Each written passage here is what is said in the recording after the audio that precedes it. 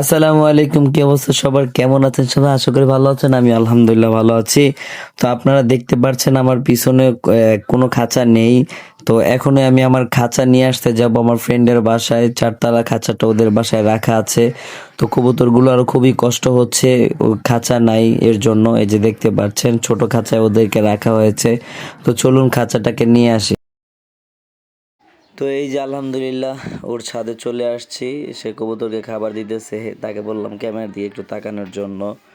আসসালামু আলাইকুম, কি অবস্থা সবার? কেমন আছেন সবাই? আশা করি ভালো আছেন। আমি আলহামদুলিল্লাহ ভালো আছি। তো আজকে আপনারা জানেন বন্ধুর বাসায় খাঁচাটা নিতে আসছি। তো খাঁচাটা নিব, ভাবলাম যে খাঁচাটা রং করে নেওয়াটা সব থেকে ভালো হবে। আপনারা জানেন আমি ভাড়াটিয়া বাসায় থাকি, ওইখানে রং করাটা খুব টাফ হয়ে যায়।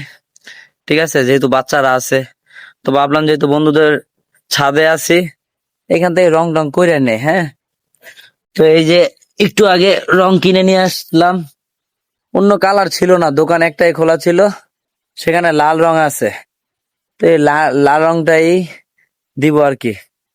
তো চলুন কাঁচায় রং করা যাক এবং রং করার পরবর্তীতে আপনাদেরকে দেখাবো। আসসালামু আলাইকুম। তো এই মাত্র রং দেওয়া শেষ করলাম। দেখেন রংটা অতটা গাঢ় হয় না, এটা লাল রং দিছে। এই যে দেখেন আমার হাতে কি অবস্থা। এখন এটা কিভাবে উঠাবো সেটাই জানি না। তো মোটামুটি জংকার থেকে যেন বাঁচা যায়, এর জন্যই আর কি রংটা দেয়া।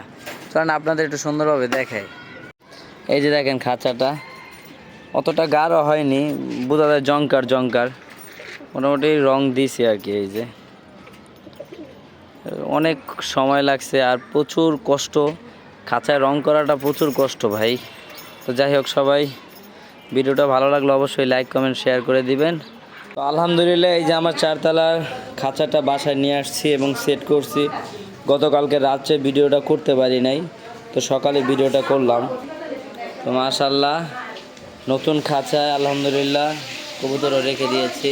এই যে, তো যাই হোক আলহামদুলিল্লাহ সবাই আমার কবুতরের জন্য দোয়া করবেন এবং যারা আমার ইউটিউব চ্যানেলটাকে এখনও সাবস্ক্রাইব করেন নাই অবশ্যই সাবস্ক্রাইব করে দেবেন। ধন্যবাদ সবাইকে।